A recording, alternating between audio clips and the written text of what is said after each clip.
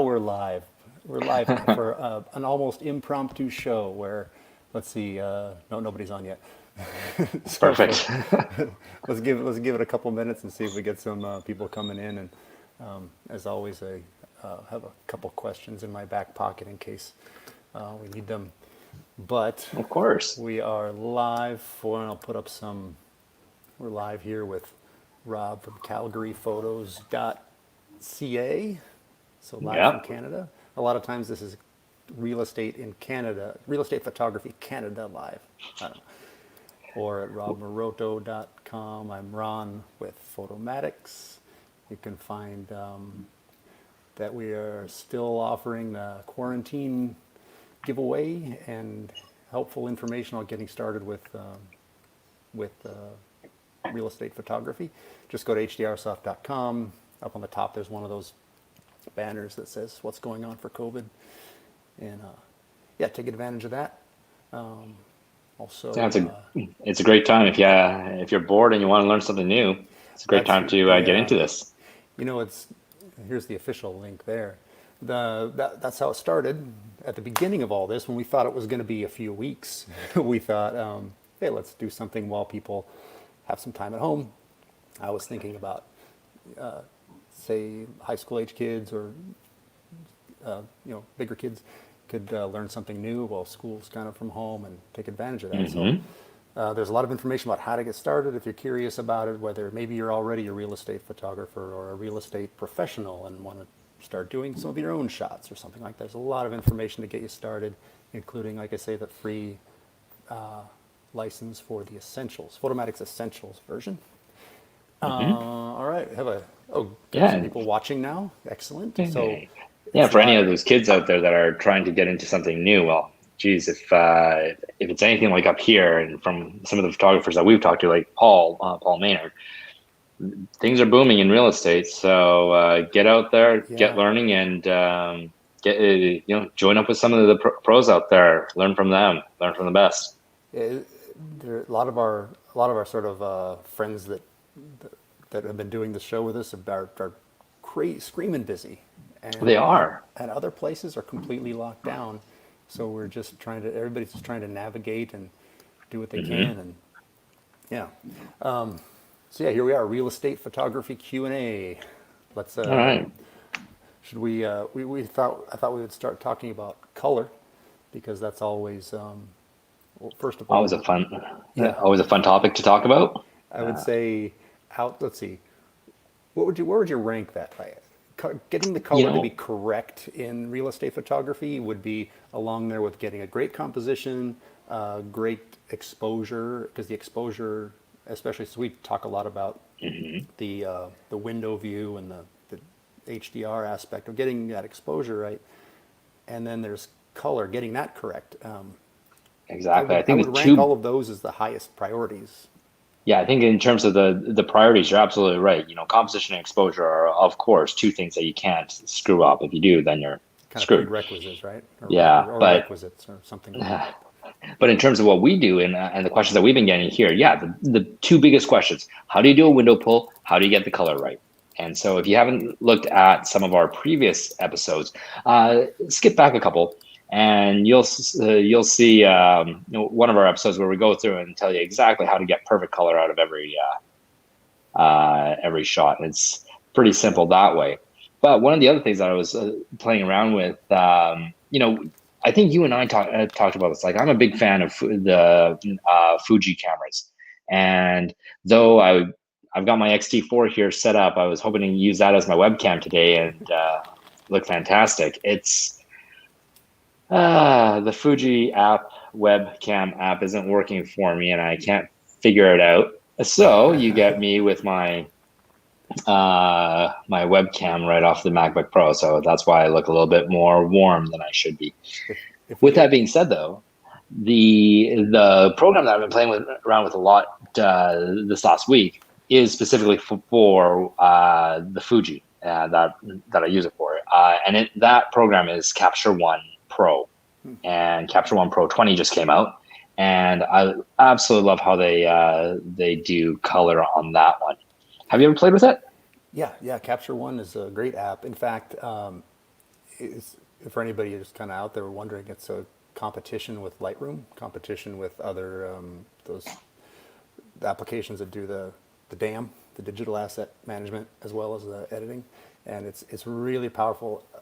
There are some things that I think it does a lot better than other apps, and I think it handles contrast really well because it makes whites whiter and darks darker. But the other a lot of times it does. I think contrast doesn't behave the way I expect it to. It's My question is, you got the Fuji version of Capture One, right? I do. I know this is a little bit of a side note. This is my question for the Q&A. Mhm. What is it? Why do they? Why do they have different versions for the different cameras? Do you know? I don't know. That's a good question. I really I was don't know. thinking. I was thinking it might just be because they focus a lot more on just specific processing for that sensor. Like the raw processing is so different for all the different cameras. And maybe they just have that focus on each one. And Maybe. and Yeah. Fuji historically has all these incredible styles, what it's shooting styles, and that's my understanding is that's basically just raw processing. So if you want to make it look like Hmm. old style Fuji, that's just raw processing. But it's You if they're know, if so. Anyway, I thought I'd see it's if you have yeah, something I to have add. no idea, but it could very well be because there are different types of sensors as well. Now, this shot here, I was screwing around with my Fuji. I've got a 100 to 400, and that's got a what is it? Image stabilization in the lens, which is fantastic. But then, you pair that with the XT4 that has IBIS in it, uh, and you can get incredibly sharp handheld images. And like the other day, I was doing, I had my one of my kids and brother-in-law out on a boat, and they must have been, I don't know, probably around 100 to 150 feet out into the ocean. Took out the camera with a 100 400, put it on movie, and just handheld the entire thing. And I'd show you the movie, but it's incredible. It's cinematic. The boat's just staying Wow. right in the center and it's just floating along. It's beautiful. And the waves are choppy too, but the way that it follows focus and the way that the image stabilization compensates is incredible. Like it And was what was compensating for the fact that the boat was going up and down because of the waves, but it looked at it, and I think what it did was it thought that it was me that was bouncing up and down. So it compensated for that. It was and ridiculous. what was the you were shooting at what focal length? Did you say? 400, Jeez. So right? how many ways is it being stabilized? Yeah, It's that's a like good question. I think it's like eight. three axis in the lens and plus the The sensors. five in the body, yeah. So absolutely Yeah, that's ridiculous. great. If we get into cameras, we can bounce back and forth about the ins and outs. I'm still in the market. I haven't pressed the, the button to buy anything new just yet. So we could probably The get only there. thing, I absolutely love Fuji. The only thing I gotta say that I don't like about Fuji is the fact that it doesn't work well in Lightroom. Capture One is Dust capture beautiful. one. Okay. Yeah. So in Capture One, like it's the sharpness and the details that really come through on Capture One. So anytime I shoot anything with Fuji, I have to bring up Capture One. So when I shoot anything with my Canon stuff, then yeah, I can use the Lightroom and Photoshop um, uh, environment, and it works out fine. But as soon as I go to Fuji, I have to jump into Capture One, or I just don't get that sharpness. That's And really things look interesting. muddy, and how do some people will call it? They call it oh shoot, it's almost like it's blurry. It I don't know. It's shoot. I wish I could remember how they described it. It's not sharp. Yeah, So not sharp is probably the way the way it goes. it's the The worst thing. Like if we look at this thing here, I wonder if Capture One has a team that works on Fuji and a different team that works on Sony. Because I think they have a Sony version, a Fuji version, and could be, then yeah. a standard version. So Capture One, guys, anybody listening, it's been around a long time. It started out as what you might guess from the name as a tethered capture system for medium format cameras, but they've created this really great editing software, and I've used it just a little bit. I started using it more because now there's a Photomatix plugin for it, which I was very happy to see come out. That's one of the things that's missing in Capture One is a good HDR combining brackets and stuff. So I've been able to spend some more time with it, and I really like it. I really would encourage people to try it, whether they're, there's no advertising here or anything. I'm just blabbing that give it a try. I We will mean, it's we will happily take endorsement fees if yeah, yeah. Capture One is out there. Well, as a matter of fact, if Capture One's out there, I should really create a path between Photomatix and them. We haven't really been much discussion about it. I'd like to kind of talk about the ins and outs, so I'll get a hold of them anyway. Of course. Yeah, go ahead. So I wanted to show you this. This blew me away. So if you look at the top right there, you'll see this is at ISO 4000. Oh my God, really? Right? And this is zoomed in at 200%. So if anyone can see this on full screen, that's incredible. Right? Absolutely. I can't see So it on full screen, but it is indeed. Now, noise, since it's a Q&A or kind of a tips show or whatever, noise is not too much of a problem when the exposure is correct. It's when it's underexposed that it really starts to blast out there at you. So exactly. And these days cameras at 4000, when exposed well, usually noise isn't much of a problem. You can manage it. So that is doing a great job too. I mean, oh, this is absolutely fantastic. And so getting back to our conversation about color, the one thing I love about Capture Pro One is the way that they've divided color into the color balance. So on the bottom right here, let's see if I can see that. No. You'll see where it says color balance. I've got a color wheel here. So if anyone that does video out there, they'll know exactly what this is. And you can change your color however you want. And what I'm doing right now is I'm just changing the shadow portion of it. So you can see the shadows really change as I move this dial around.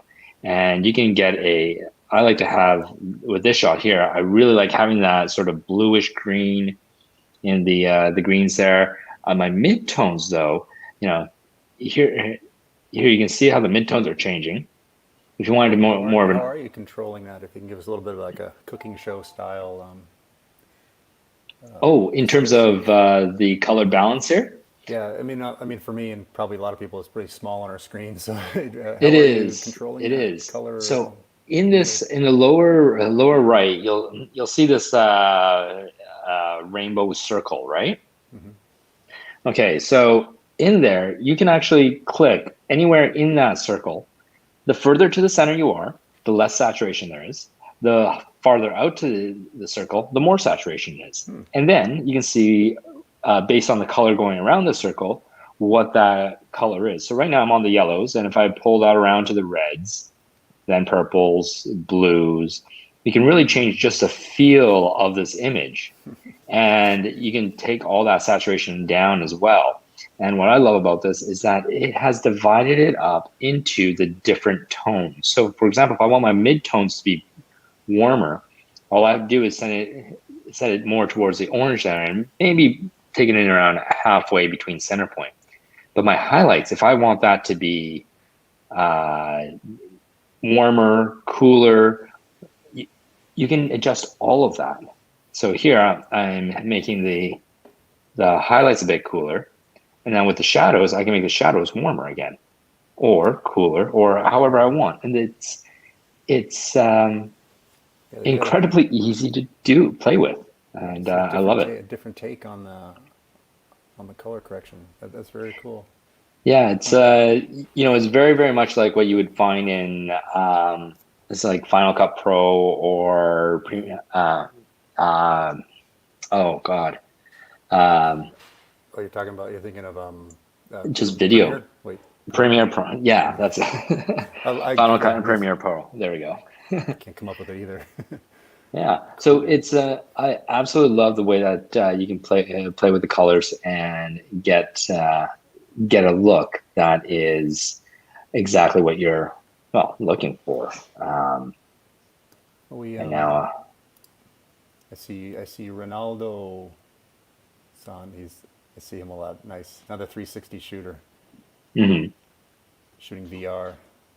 Hey mate, just thought I'd give a quick shout there. Nice. So you have had other. Okay, I'm going to avoid doing a demo today because my computer.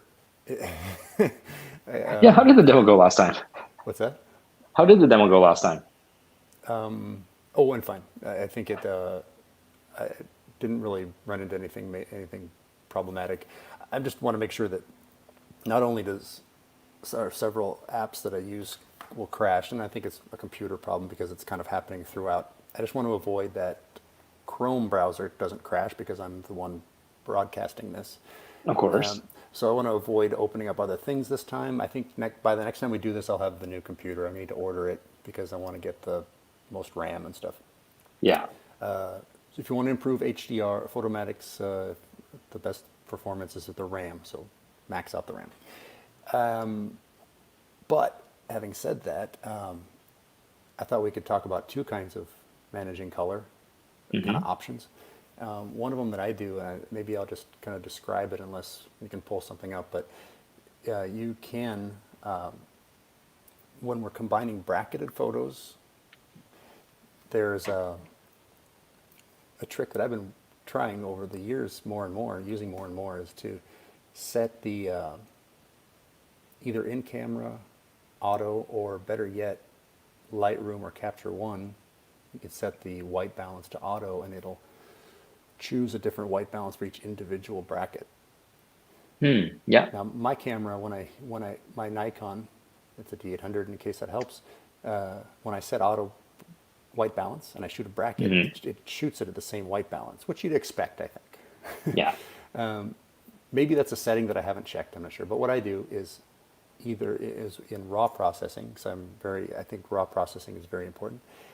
You can either, if you load your RAWs into Photomatix, you can choose the auto, and you can choose that it's get as a setting, different setting for the different exposures. So they're all options in there, and they're in the window that comes up called HDR options.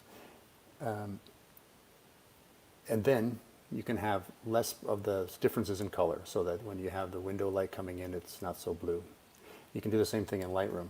And that way so you combine them and the color correction is either fine or much easier to correct.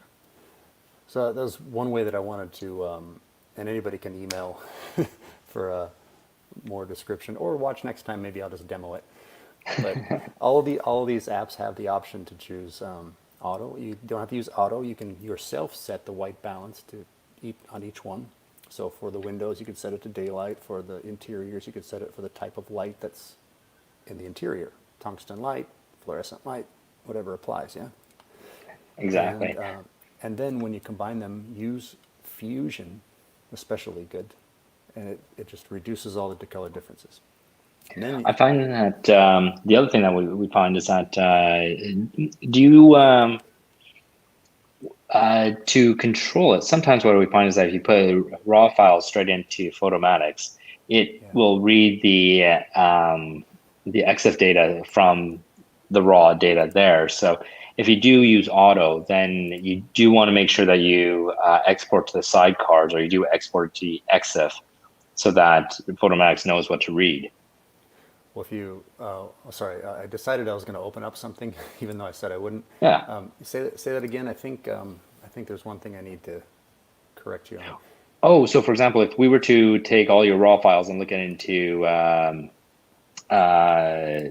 if we open all the raw files in Lightroom and then adjust it all so that it's gone to auto white balance, then if you were to pull those raw files into Photomatix and batch process them, not through a Lightroom, but just on the standalone, then because Lightroom hasn't written all those changes to the exit or to the sidecars of the raw files, sometimes those changes won't be read by Photomatix.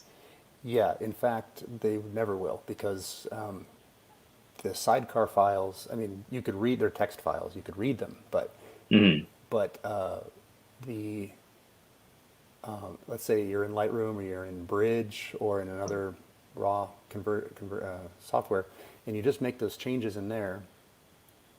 That's and if you did convert them in Adobe, it's going to use an application called Adobe. This is not for you, Rob. It's going to use an application called Adobe Camera Raw, ACR, and that's not available for a developer that makes like Photomatix or another app to use that. It's not allowed. So it has a different raw converter. So you can't use any of the stuff that you did. So the key is to, if you're using Lightroom or Capture One, is to do the changes in RAW in there, then use the plugin, because the Photomatix plugin, either for Lightroom there's a batch plugin or a single set plugin. For Capture One there's just a single set plugin, but use the plugin because it calls on that application to run the RAW processor.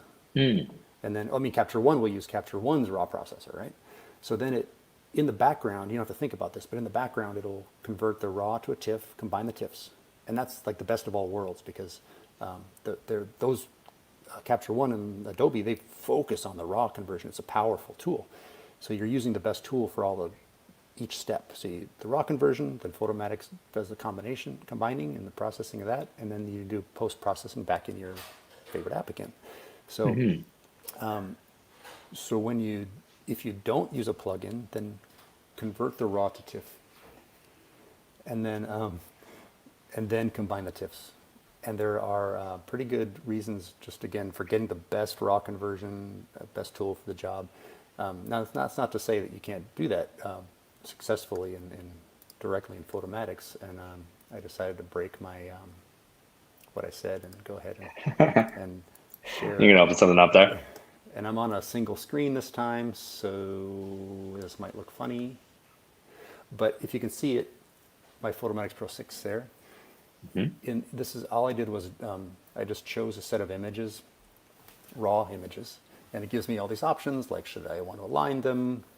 Why don't we do some side tips about Photomatix while we're at it? Aligning, Sure. that's for the movement of the camera, but I was on you haven't seen the image, but it's a real estate shot, so I don't need that because I was on a solid tripod. Remove ghosts, that means if stuff is moving around in the scene, then I can, I'm just making sure that okay. Doing a broadcast on a single screen is hard. Remove ghost means if there are things moving around in your scene, then you'll want to just use one of the source images so you don't get multiple people or motion or whatever. Or cats. Cats, yeah, exactly. Yes. Reduce noise. So here we go. Here's the stuff I want to talk about. Reduce noise. Since we're combining raw files, I'm going to turn that on because that's a good time to do your noise reduction. And it hasn't been done to the raw file. That's part of the raw conversion usually. So if you're combining not raw files, probably turn noise reduction off.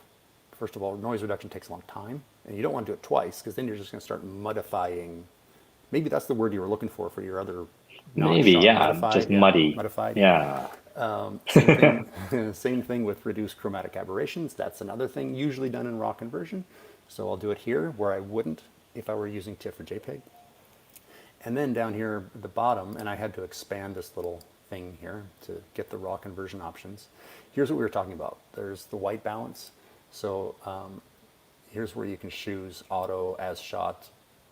So if your camera got it wrong, you can just change it to say daylight or whatever. I can choose auto, so the Photomatix will choose based on what it sees in the details. And then you can also choose over here to the right, and this is probably getting really small on the screen, so I'll try to give the play-by-play. This is apply per photo, so it lets you choose if you're going to make different raw settings based on the exposures. So it brings you up a preview, lets you play around with. Nice shot. Nice dark image there, yeah. So I can go to the normal and overexposed. I can yeah, apply it to each one. So you get the idea. You can put in the Kelvin number if you want to, just hit custom and just choose like a 5500 or something like that, and go through and apply to each one. So that's going to take more work, of course. I'd like to use the auto, but that's a good option to do that if you're having a lot of different, just having a lot of different colors. So I will stop sharing that before I have a problem. My good old, I want to pet. I love this computer. I've had it for almost 10 years, or no, 8 years, and it's still hanging in there. But you're about to become my backup. Fantastic. So one thing that I've noticed with, I don't know if you've noticed this, when we do when we do auto white balance and we're in Lightroom, what I find is that it comes out a little warm for my taste. Mm-hmm. Have you found that? I've found everything. It's not too predictable usually. Now, one thing is, if you're going to err one direction, I think a little bit warm is the way to go. Mm-hmm. Especially for real estate, because I think that's what clients want. But this is opinion. So if you're going to err, then I think that's the way. But I've just seen that it is unpredictable, and that's. I would always expect to do at least some tweaks in post-processing. So if it does err a little bit on the warm, I'm okay with that. I can just do a quick slide, hopefully, or I can brush in if there's still. I'm just going to keep using the example of the blue spilling in from the windows. Happens fairly often, so I can brush that. But as long as I've made it very minimal, then it's very fixable very quickly. So that's kind of, I've been kind of giving what I do more. I thought whenever I figure you could tell everybody what you do with light to fix the color, because I think it's I've been testing it out. It works. And in many cases it's magical. Yeah. In many cases not so much, but I think I don't know if it's my practice needed, It just like you and I were talking about before, it doesn't always work for everything. There's no magic bullet. But the nice thing is, if you do have it, then you can use it, and it's just one more arsenal thing in your arsenal. Yeah, thanks. That's what I would describe it as well. Just like, with real estate photography, I tell people a lot of times that HDR is not a fix all. Maybe in real estate it's very, very, if that's what you do, you're probably going to use it a lot, but all of these things are situational, right? That's right. And you're the professional. Again, I'm not saying Rob, you're a professional, but I'm saying when you're out there, when any of us are out there shooting a home, we're the professional. We have to problem solve. Exactly. And when we're shooting, we have to shoot for, I tell my staff this all the time. I say, you're not just shooting, you're shooting for how you're going to edit later. Yes. And people don't get that. And actually, I can show you. Okay, I have to go to full screen here, because otherwise, it doesn't show the sidebar here. Okay. And all right. So I want to show you. First things. Before I get into it, one of the things I wanted to talk about was, so when we try and do the auto white balance, we find that it's a little bit too warm. So all we do is in Lightroom, we would grab all of our images, and then over here in the quick develop, you have white balance there, and underneath it you have these 4 little arrows. And so you click on one, it makes it cooler, but you make it press on this one here, it makes it cooler, but it does it just by like a half stop, so it's not that much more. And what we usually find is that if we got everything on auto, we'll go over here, make it cooler by that half step, and it makes it a whole lot better from there. Yep. But yeah, getting into what I was saying about shooting for editing. So this is straight out of camera. This is our final image. And you'll notice that right away, it's like, yes, we photoshopped out those 2 flags in the front, we photoshopped out that trailer in the back, and we enhanced the mountains that were back there. And the only way that we could do that was if we were to, you see where in this one here, where the center pole is there. Well, that's going over the window. That's also going over this portion of the garage. So we had to get one shot where we could actually see all of that. And what we do is we layer it. So yes, so for that one, I use this one. We photoshopped in that window there, the garage front there, and as well the window that's above the entryway there. And that's how we were able to get rid of those flags. Now that's the show home, right? That is the show home, yeah. So if that was for sale itself, that wouldn't be allowed, would it? Well, here's the thing. It's flagpoles that are going to be coming down anyway, right? Oh, okay, right. If that's what they So- are, right. If it's hey, this is for sale, then yeah. If there was a fire hydrant out front, then no, and it was for sale. No, of course I wouldn't take it out because there's always going to be a fire hydrant out front. Yeah. But it's the same thing. If there's a car out front, would I Photoshop out the car? Yes, because the car's not always going to be there.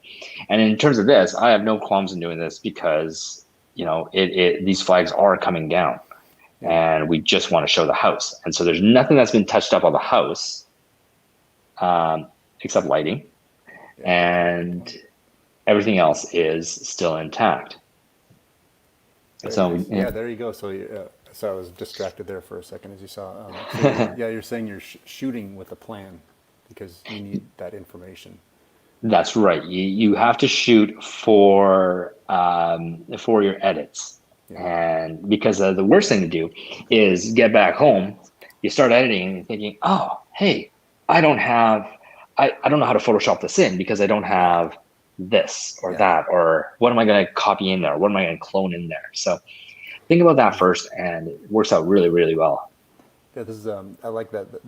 In fact, I used to have a podcast called the Problem Solving Podcast because just talking about these kinds of things, and then the head of that said, "That's a show. Let's make that a show." I said, "Okay." and that's a really great example. I think is you see the problem and you make a plan, and part of it you can solve right there maybe, and then the other part you're going to have to edit. So get the material you need. Yeah, awesome. Exactly. And then we do the same thing when it comes to corporate portraits. We have people ask us all the time, like, "Hey, can you take a group photo of our entire team?" And I said, "Yes." Yeah. Everyone can come individually, and we then just shoot them exactly the same way, and then we crop them out, and then we layer them into a composite. I was gonna say that what I've done is you take several shots in quick succession of the whole group, and it's very easy to go ahead and just layer and just paint in the not closed eyes of someone. Yeah. You're never going to catch everyone. No, exactly. Now, why would you want to do them all individually? That seems like a lot more work. It is, but is it that much here's more fabulous when it's done? well, here's the trick. Here's the trick. It's not so much about how fabulous it'll look in the end, because that all comes down to your editing ability. If the lighting is the same, everyone's going to be lit the same. You can layer them so that they look the same. The nice thing with doing it afterwards is that you can actually get them closer together. And when people change in the company, you can take one person out and put a new person in. Bingo. And if you think about real estate teams, it happens very often. I'm gonna make an animation for this, unless you can tell me a better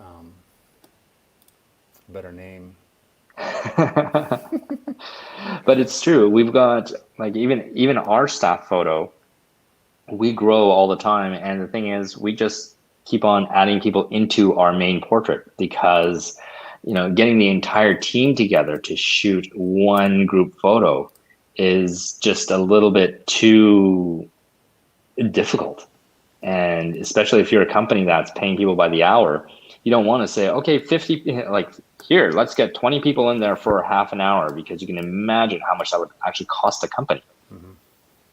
Well, you're talking about.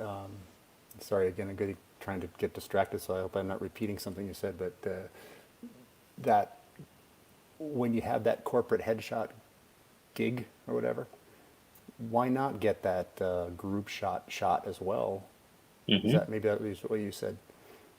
Well, no, And get it. it's what this all started off because we actually had one client that was a larger client, and we shot all their people, and then because they just hired me to shoot headshots for everybody, but I shot everyone at 3/4 length, and then later on stitched it all together so that they all were together. And as soon as I did that, the interesting thing is that they loved it, they used it, and now they can't go to any other photographer because I've got all their other files, and I've got the source file where we've Wait, stitched everyone together. there it is. There it is. So no, it's fantastic because you can make it so that you hold on to clients longer because of that. And when they call and say, "Hey, we got someone new," you get them in, you shoot them, then you put it into their team shot, and you send it to them. And then if they ask for an edit, say, "Oh, Carol's left." It's like, okay, take Carol out, Okay, move people over, now when you and get then the whole when they ask you to send the files so they can do it. oh How do yes. you get out of that? Well, it's funny. They always ask for raw files, right? Yeah, that's classic. I know. I It almost asked it. is. I almost asked it that way, but then I decided to. No, I always get people asking for raw files. So what I do is I say, look, a lot of these things don't work if you just get a raw file. You want to be able to edit color, temperature, and all those other things, right? They say yes. I say, fine. Then I'll send you the negatives. And they're like, what's that? It's like, well, they're digital negatives. So it's essentially the raw, Yeah. you'll be able to edit them like that. And then, oh, great. And then you send them DNGs of the finished images that you have. But then they can do all those edits themselves. But they could also take a JPEG and convert it into a DNG and do it themselves too. Well, are you sending them those original individual person No, shots? no. Yeah, I'm that's sending what. them the finished one as a DNG. Yeah, I figured they would ask for the individual shots so they can start editing them. Oh no, no. Yeah, Well, I've been. they have the individual shots. They just don't have them all masked out so that you can easily Okay. place them together. Because that'd be a layered Photoshop file. And Yeah. I've been asked several times. You know, my specialty is 360s, which means mhm. rotated shots, and so they're not only bracketed but they're overlapping to be stitched. And I've been asked so many times for we need the original raws, and I'm Yeah, like, what are you going to do with the original raws? There are so many steps between the raw and what I do. It's ridiculous. They yeah. just don't really know what they're asking. Hey, there was a question when you were showing that image. Hmm. Maybe you can pull it back up. How do you feel about making it almost 3D rendered rather than actual photo? Yes. So we can do 3D rendered photos. We do have a guy on our team that does renderings, and he's fantastic. What we find is that when you do renderings, it's too perfect, and you need a few elements that make it not so perfect. So that's why, like, um, when you watch a movie and there's just a little bit too much CG, and you don't know if that's a real person in there or Yeah, if it's CG. yeah. It's what do they call it? The uncanny valley or something like that, where Is that what that it's means? yeah, where you're in that part where you don't know, you think it's real, but you don't know if it's real. Like over here where it's like, anime, yeah, it's not real. Over here where it's taking a photograph, it is real. There's this uncanny valley where you just can't tell if it is. And it's an uncomfortable place to be. And I find that if you make it rendered, you get to that point. I think what Corey was asking is that image that you had up was getting into that.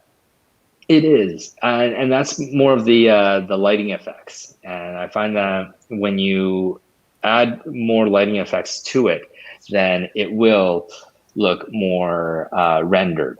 And let me see if I can pull that up again here. While you're doing that, the tangent of the day will be, I saw there on TV lately, the Avatar was showing, and Hmm. I was wondering of that about if you remember that movie, there's the guy that's the head of the military on that planet on Pandora, on the planet, Yeah, and he had that big scratch across his face. His character had that huge talons scratch, yeah. and during the show, I mean, I was kind of half watching it, but anyway, but I kept kind of going back and wondering, he looked uncanny, Yeah, it and looks, so you don't maybe know if it's real or not. and being like many years ago, that show, maybe they didn't have it.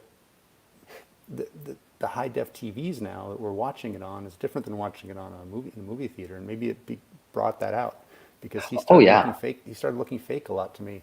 So I was really yeah, I call that the uncanny valley. I think. Oh, here you No, go, it's fun. Michelle.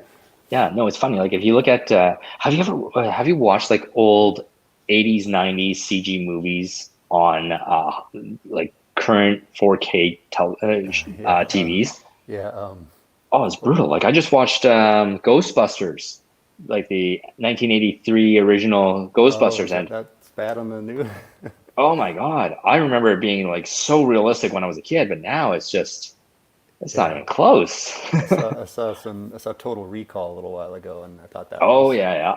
still great. It's still great, but it was The original one with Arnold Schwarzenegger. yeah, yeah. Yeah, No, it's the new one, even with Kate Beckinsale, it couldn't be saved. I mean, that was anyway. yeah. Movie Q&A. Yeah, exactly. So yes, this shot it is getting to that point where it does look more rendered, and part of it is because of the fake light. And the way to do that is just to add in. Uh, you'll notice that it's brighter in the center window than it is on the side windows. Okay, that's never going to happen unless you really have a extremely bright light that you're shining from far away with a grid from above. It looks like you have the biggest flash with a snoot ever, Yeah, and it just or grid, I guess. Yeah, but exactly. But you can never get that look straight out of camera. maybe that's what makes it gives the idea of that being a model, Hmm. like a small model, like you. Yeah. But when I look at it again too, what I would call it would be like it looks like a glossy marketing photo, glossy printed. Yep. That's how I would describe it. I don't think it's quite getting uncanny now while I'm looking at it. But No, and we kept everything else the same. So like the gravel is still there. There's still stains on the concrete. When you zoom into this one, you'll still see all the water splashes on the siding. The windows aren't perfect. There's things inside the place that aren't perfect. There's a paper sign on the door. I guess I should Photoshop out that paper sign on the door. But I don't know. Makes it. I mean, you want to leave elements to make sure that it is an actual shot of an actual house. exactly.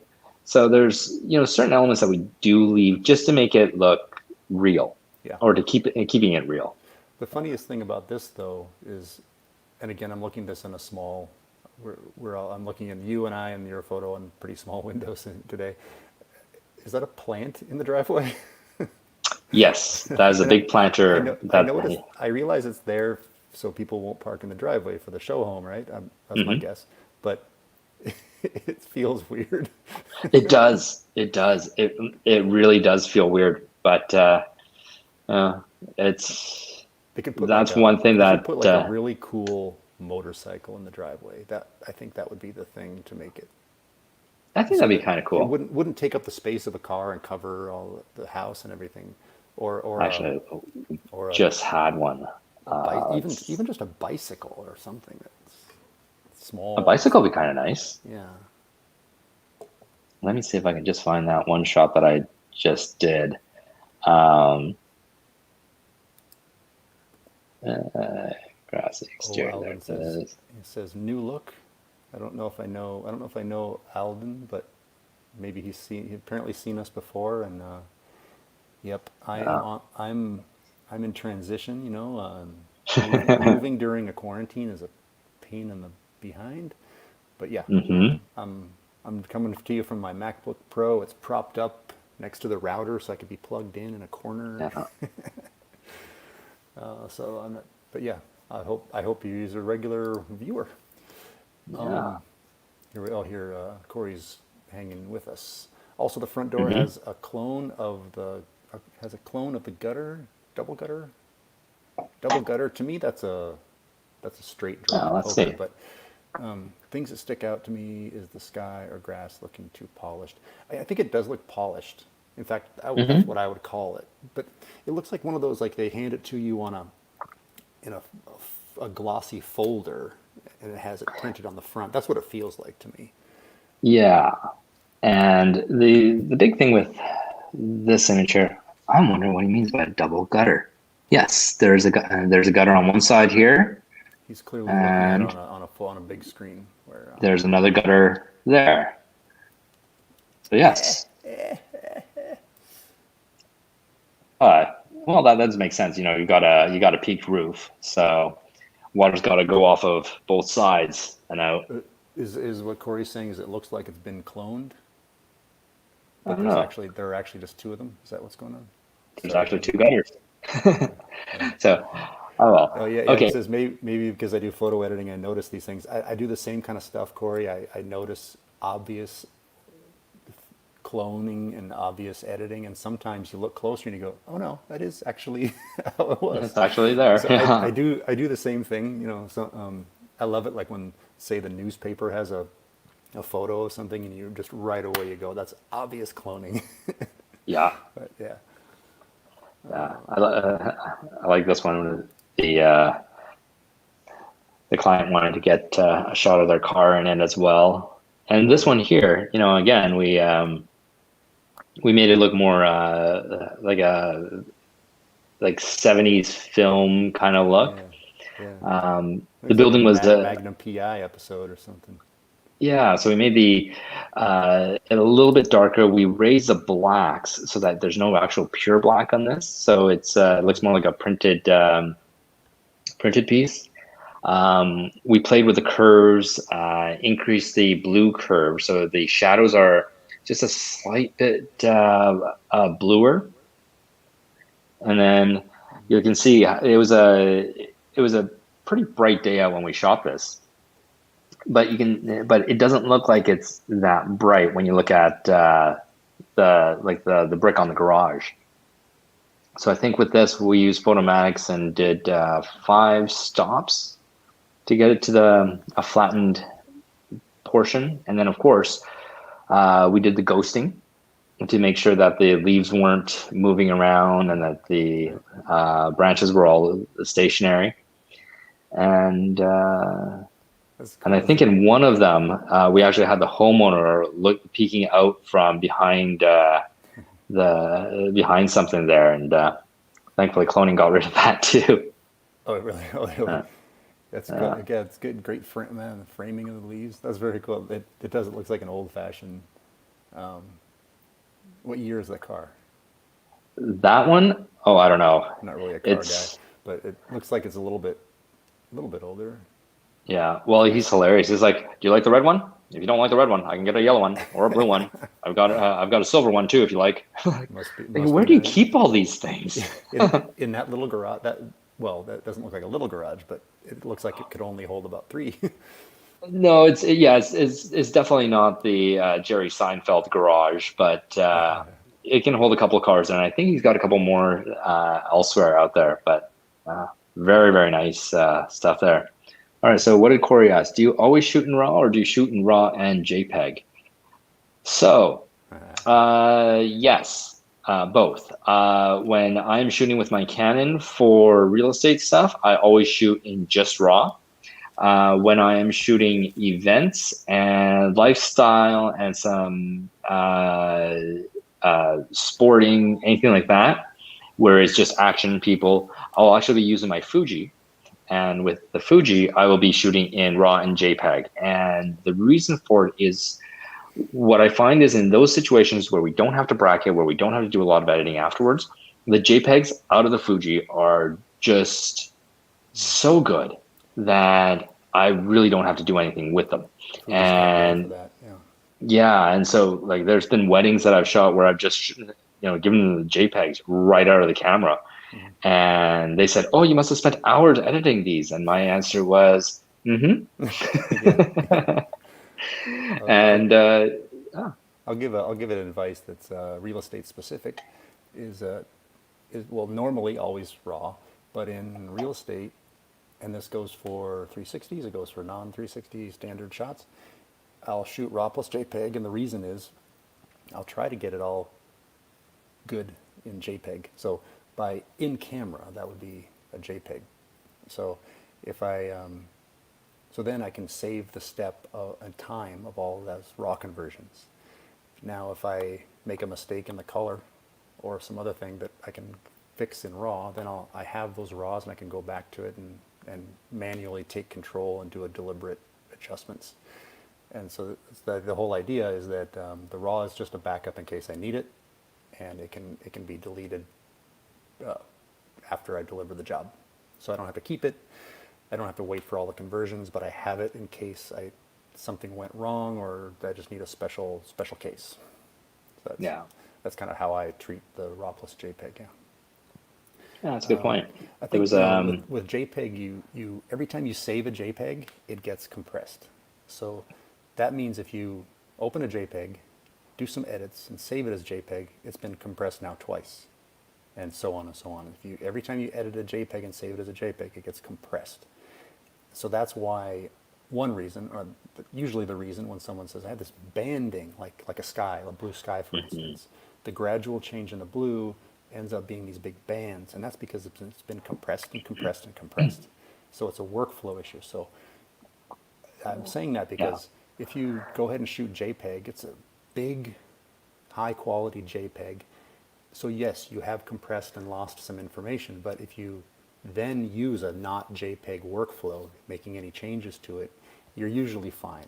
The compression isn't so much that it becomes a problem until it's been compressed over and over. So I don't think people should shy away from shooting JPEG as long as they understand where they're going with it and have a plan. yeah, exactly. It's like frozen food. You don't want to thaw it out and then freeze it again, then thaw it out and freeze it again, because after a Hey, while, good it's gonna analogy. lose a whole lot of flavor. Great analogy. Yeah, I like it. Hey, no, Corey, thank you for the questions. We're pretty impromptu. We didn't really tell anybody we were doing this today, so I'm glad we had some people coming on. I appreciate the questions. And oh boy, hey Rob, so Corey's asking, do you use Matterport for the panorama or 3D? Let's agree to unless more questions come in last minute, let's agree to talk about this just for a few minutes because you and I Sure, could go on and on and on forever about this, and we have. of So course. if you want to see some of Rob's Matterport stuff, and I think I've shown some of my 360 stuff in previous shows, you can take a look back there, maybe scrub through the shows to see when we've shown those. But the answer to the question is yes to all. And Yes. Rob is the Matterport guy. I'm becoming a Matterport guy. We find that Matterports are great for real estate because people ask for it. They want to see that dollhouse view, and it sells really well. And if you've got clients that want it, great, sell it to them. One of the things that we found though is that the Matterport doesn't always work. It doesn't always stitch, and we run into issues. And so we also have 360 cameras, like what Ron does, where you take stitches of 18 to 108 photos, depending on how many you want to stitch. And then you stitch them all individually into a beautiful large panorama. We do have that, and we also have the Theta One, which is it's a handheld camera with two lenses on it that you can use. And so what we find is that, for example, we just did this one office building where we had Matterports of the individual office spaces, and then we had the lobby.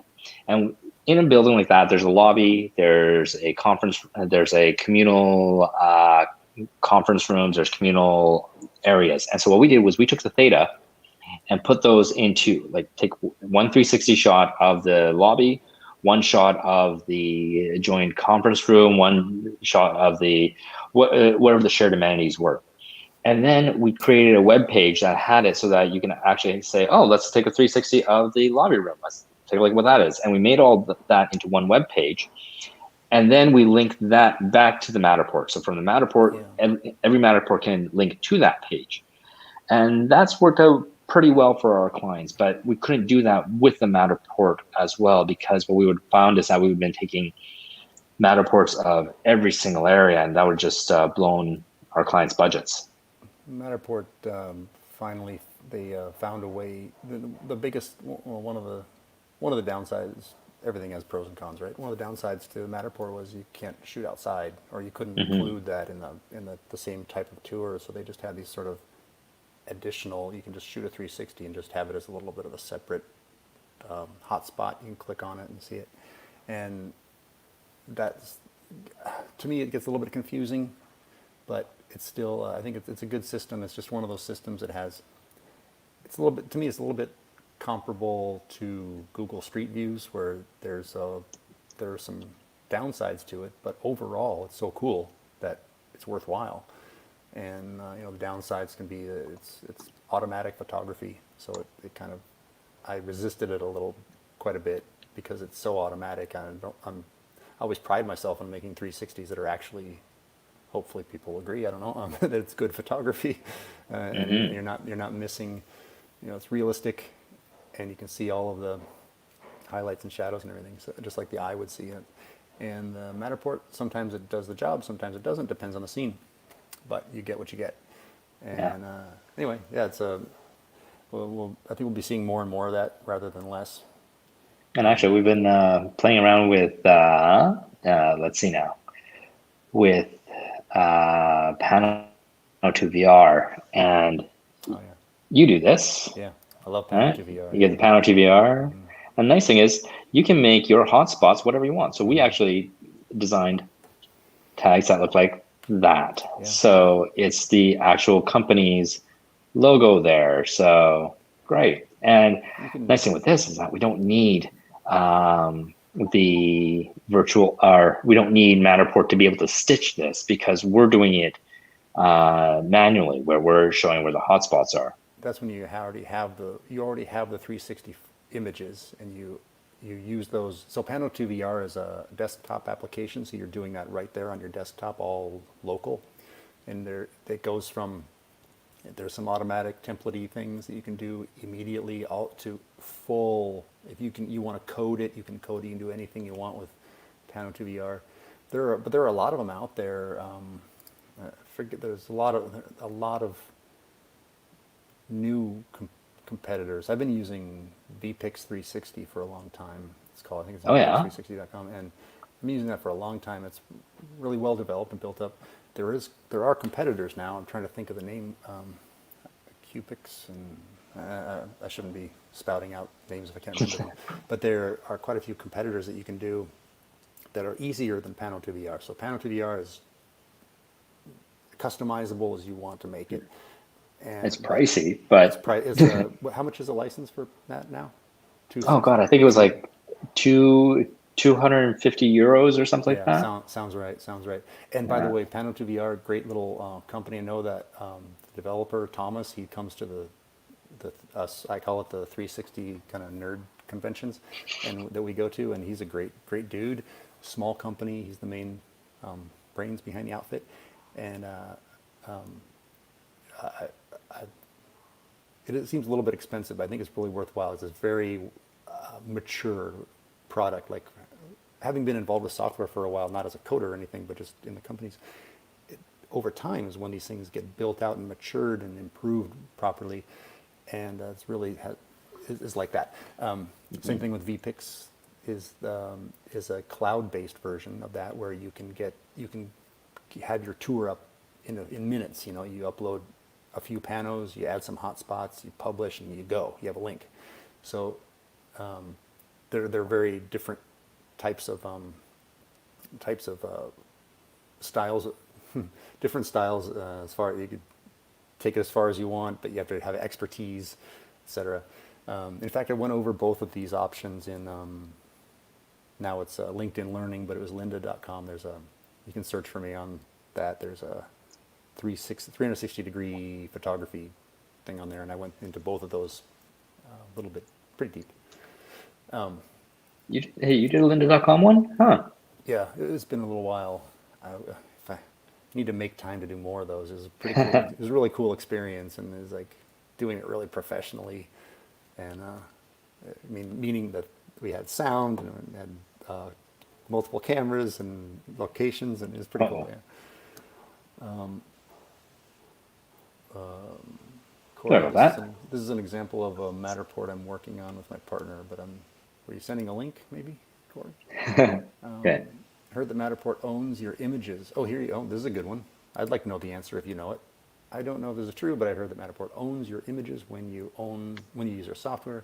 I can remember where I read it. It could have been a Matterport competitor. Yeah, it could be. There is, I read something about that as well. And quite frankly, how do I put this?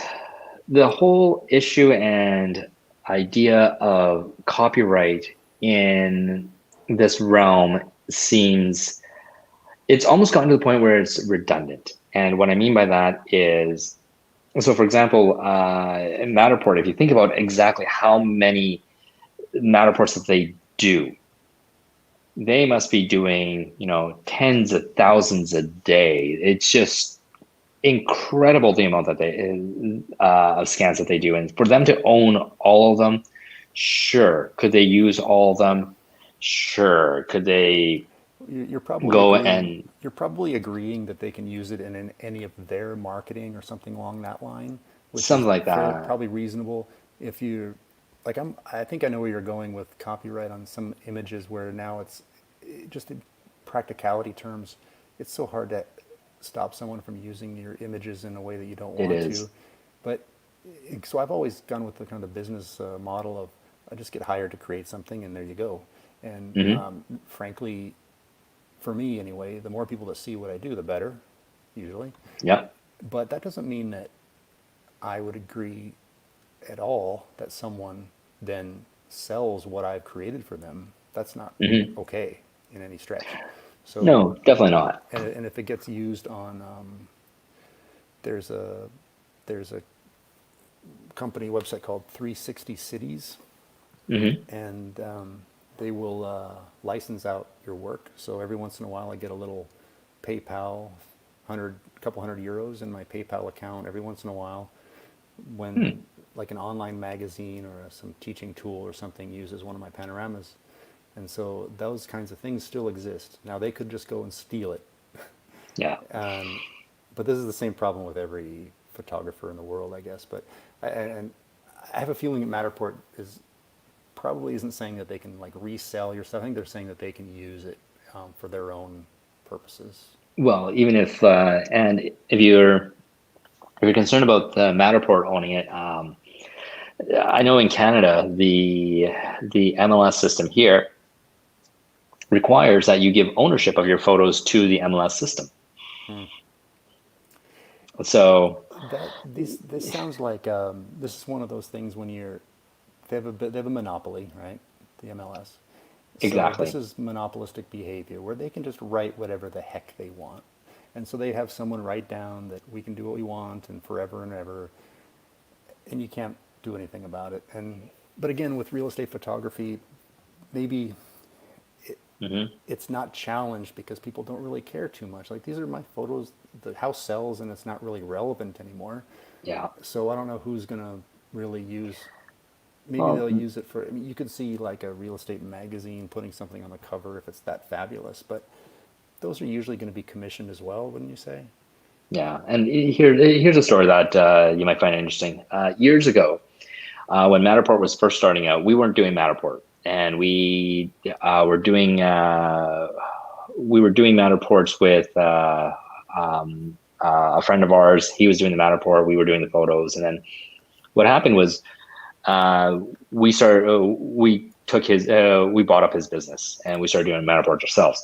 But in the meantime, what we had was we had one client that used us for photos and then used a completely separate company to do the Matterport. And then that company wanted to build a website. And so they started creating everything, putting samples of their past work on there. But what they did was they started saying, oh, well, we do photography as well. And then they actually took the photos that we took of that one house where, they did the Matterport, we did the photos. They took our photos and put it up onto their website. Yeah. And we are competing companies in the same city. And so, I called them up and I said, hey, you got one of our photos on there? And they said, no, you don't. No, we don't. Yeah. I said, all right, fine. I got my lawyer, paid them $600 to write a cease and desist letter and send it over. And finally, like, okay, sure. There's enough evidence here that shows that we didn't take that photo. We'll take it down. And that's it. Yeah, it cost you $600 just to get them to. Yeah. Yeah. So it cost me more to uphold my copyright than it did them for breaking my copyright. And is it, it's a rhetorical question, is it worth registering your real estate photos with the Library of Congress every shoot so that, because if you had done that now, well, this is in the US, but if that was a US situation and you had taken the time and money to register those, now, my understanding anyway, I've never done this myself, but my understanding is that I want to say $25,000. Is that right? Mm-hmm. That might be that might be the one where if you're caught removing someone's watermark and using it as your own, actively doing that, then that might be the 25. But anyway, there's a pretty serious penalty per shot if it had been registered. Now they owe you a significant amount. It could be less, I can't remember. But it's like an open and shut thing where if you get caught by someone that does take the time to do that, and I'm looking, I think in the next couple of years, we could save this for another show. I think in the next couple of years, there's going to be an alternative, an almost free, like a minuscule amount cost of registering photos for that purpose instead of using I think Kodak was trying to do that with their Kodak coin. Yeah. Which would have been neat. There are a handful of projects trying to do that they're trying to do an immutable blockchain. So it's not a blockchain currency, but information is logged in a way that's unchangeable. And so that cost to that would be minuscule. It wouldn't even hardly matter. Where when you register with the Library of Congress up to quite a few at a time, you can do a lot at a time. It's $35 last I checked a couple of years ago. I haven't done it lately. Yeah. And you can do a lot, but if you're doing that a couple times a month so that anything, because you have to do that before you publish, you have to register before you publish them. So you have to do it pretty often. It adds up. So, oh, God, yeah. That's only the cost for maintaining copyright is almost, it would put us under. Like, it's funny, I was talking to, so if there's any videographers out there, there's I'm going to plug this because these two guys are great. It's a company called Pleasant Pictures Movie Club, and they write songs for video, and they are fantastic. And they have we had one issue where one of the videos that we created for a client got flagged in YouTube as being copyrighted, using copyrighted music. And so I contacted them, called them up, left a message. 15 minutes later, one of the guys calls me up and he's like, hey, sorry about that. Let me send me all the information. I'll talk to YouTube. And it was cleared. And so I called him back and just to thank him. And what I found out was like two guys in a garage that are making all this wonderful music. And they charge $99 a year for a subscription. And I thought, wow. $99 a year. And he goes, yep, but we got, however many thousands of subscribers. And at that point, then, yeah, it makes sense. And I asked him, well, what do you guys do about copyright? And he said, well, you know what? It's not worth it. It's not worth our time to go out and to police it because we don't have the money to do it, or the resources to actually police copyright infringements. That might be we should put that subject on the table because there's what we mentioned before about registering, and there's also for photos, and I'm sure this would work for music. There are services now that will go and crawl the web actively looking for infringing things. That doesn't only isn't only photos. So maybe we should yeah, I'm interested in the subject, but I'm not so interested that I have to do it because it's not having to be. Hey, Yeah. let's as a little bit of a segue to end here. Okay. Right at the end, Yolanda, we're just kind of getting ready to head out, but she's asking, very new, how do I improve my shots before uploading the tour? Is Lightroom the best place to start? Hey, we talk about that a lot, and we could dive into it and even do it interactively. Like next time, if you join us, probably next Friday. Sure. But you can also go back and get a lot of tips about just that. In your case, I'd ask you questions like, what does a tour mean and stuff like that for you, because I'm not sure what kind of work you're doing. But love to have you join us another time, and can always Yeah. keep So the conversation going in comments. People help each other out, not just us. And well, how about we put Lightroom is a a great place to start. So is Capture One. Around here, we're Photomatix users and for real estate. So we're trying to combine the brights and the darks, and that's what that's for. But those are good places to start, all right. And maybe we should also, do this. Maybe we should do this. And let's put a post up right after that saying if you want to do a one-on-one with us and edit photos, send us your photos. Send us yeah, a Dropbox link with some RAWs, and we will walk you through a processing of how we would yeah, take those yeah. images and make a final product out of them. I think that's a great idea, and I think I'm expecting again. If we do this in a week from now, I'm not sure, but should have a fully capable computer, and we can do more live demos. Hmm. And I guess that's always more fun. But I do like to not go too heavily into the processing. I like to touch on and go with tips, but really, I think a lot of what we're talking about here is more in shooting, and anybody that's watching here too, we tackle things like looking for starting out, and we tackle things like pricing. Yolanda, I wanted to mention right here on this page. You don't have to go to this link. Just go to hdrsoft.com. Click the link at the top. There's a lot of getting started in real estate photography there for you. And there's a complimentary license for the Essentials app, Photomatix Essentials. Like a lot to get you going there. And darn it, I had one other thing I wanted to mention. Like, the group. The Facebook group. Check out Facebook group. In fact, I just noticed.